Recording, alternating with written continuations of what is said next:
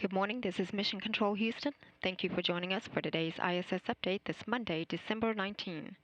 We're now looking at a live view inside the International Space Station Flight Control Room, where the team here has been monitoring the systems aboard the station and supporting the day's activities of the Expedition 30 crew members.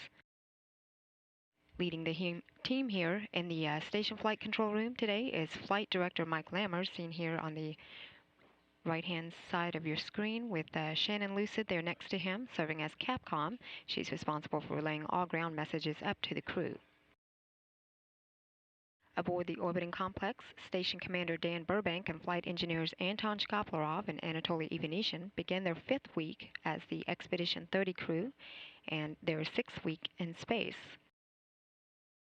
Commander Burbank, Shkoplerov, and Ivanishin launched to the orbiting complex aboard their Soyuz spacecraft as the Expedition 29 crew last month. They docked to the Poisk module of the space station 2 days after their launch on November 15. Burbank then assumed command of the station a week after the trio had arrived. Today, he and his crew members complete their 36th consecutive day in space. Meanwhile, back on Earth, the Expedition 30 crew, NASA astronaut Don Pettit, Russian cosmonaut Oleg Kononenko, and European Space Agency astronaut Andrei Kuipers, who are scheduled to launch from Baikonur in Kazakhstan this week, Wednesday, at 7:16 a.m. Central Time, 8:16 a.m. Eastern Time, are in their final days of preparations to join their crewmates on the International Space Station. Today, their Soyuz TMA-03M spacecraft rolled out to the pad from which it will launch and now stands poised for the scheduled liftoff this week. The trio there in Baikonur will join the crew aboard the orbiting complex on Friday when their Soyuz spacecraft docks after a 2-day voyage to the station. Live coverage of the Soyuz launch, docking, and hatch opening will be aired here on NASA television. That launch coverage will begin on Wednesday morning at 6:30 a.m. Central Time. The space station with its crew aboard is now flying at an altitude of about 240 statute miles.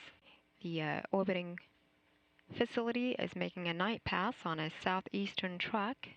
A few minutes ago, it made a pass just across Kazakhstan on an eastern track. This is the launch site of the next Soyuz scheduled for liftoff on Wednesday. This station is now on that southeastern track, making its way across Mongolia and eventually China and the tip of South Korea.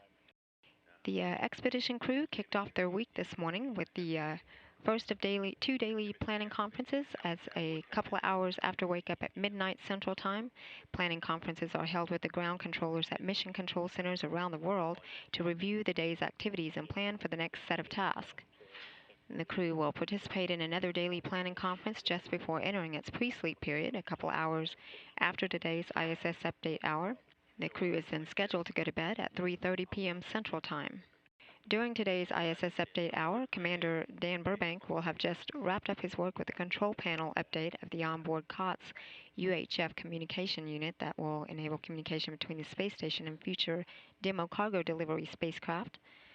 Commander Burbank is now tending to a couple of science facilities. He will update the software for the sodium loading and microgravity experiment that studies fluid and salt retention in the body during spaceflight. He also will activate the microgravity science glove box located in the laboratory that provides a sealed environment for conducting science and technology experiments. And later during the hour, he will stow away the MARES hardware that is used in research on human physiology to better understand the effects of microgravity on the muscular system.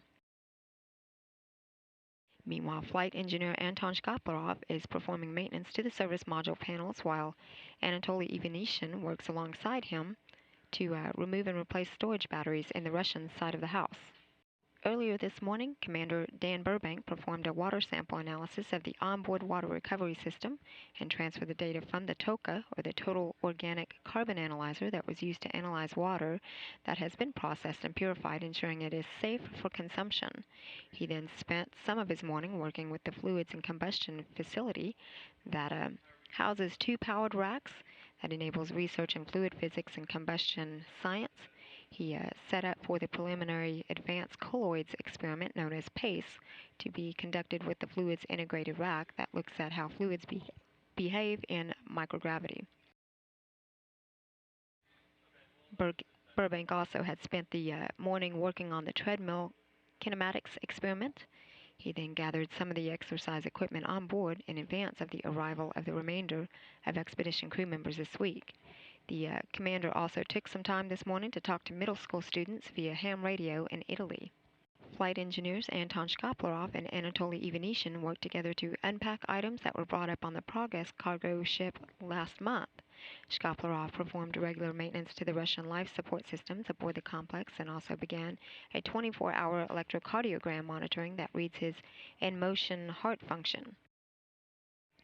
Meanwhile, Ivanishin had spent some time this morning changing out the lamps and fuses of the lighting panels in the Russian segment of the space station.